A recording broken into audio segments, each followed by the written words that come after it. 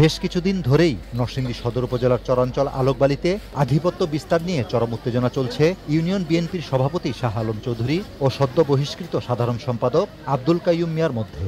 এর জেরে এলাকায় দফায় দফায় সংঘর্ষের ঘটনাও ঘটে। তারই ধারাবাহিকতায় আবারও দুই পক্ষের মধ্যে সংঘর্ষ শুরু হলে গুলিবিদ্ধ হয়ে নিহত হন যুবদল নেতা সাদেক হোসেন। স্থানীয়রা জানান, সোমবার ভোরে পুনরায় 4 গ্রামের দখল পুনরুদ্ধারের চেষ্টা করলে প্রতিপক্ষ বাধা দেয়। পরে সংঘর্ষে জড়ায় দুই পক্ষ। নিহত সাদেক বহিষ্কৃত বিএনপি নেতা আব্দুল কাইয়ুমের সমর্থক। গ্রুপ না, মানে আওয়ামী লীগের তারা যখন 1 বছর বাড়িতে যাইতে পারে না, তো বিএনপির মধ্যে 2টা গ্রুপ হয়েছে।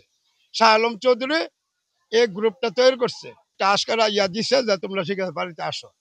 বাড়িতে আসার পরে এই সংঘর্ষ শুরু হয়েছে। বারাটে লুকাইনা অস্ত্র সহ আইনা এলোপাতারি গুলি করে তারপরে আমাদের এলাকায় উঠছে। আমরা 18 তারিখ থেকে এখন বাড়িতে যাইতে পারি না।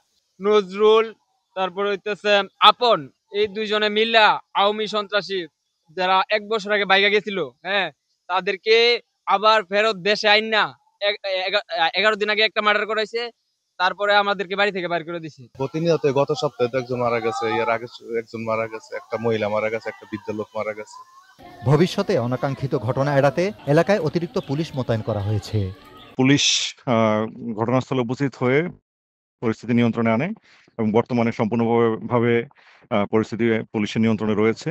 আর একজন নিহত এবং বেশ কয়েকজন আহত হওয়ার সংবাদ আমরা জানতে পেরেছি। এর আগে চলতি মাসেই একই ইউনিয়নে আধিপত্য বিস্তারকে কেন্দ্র করে দুই পক্ষের মধ্যে আলাদা সংঘর্ষে ইদন মিয়া ও ফেরদৌসী বেগম নামে আরো 2 জন নিহত হন। এ ঘটনায় মামলা করেছে দুপক্ষই। বদরুল আমিন চৌধুরী, স্টার নিউজ, নরসিংদী।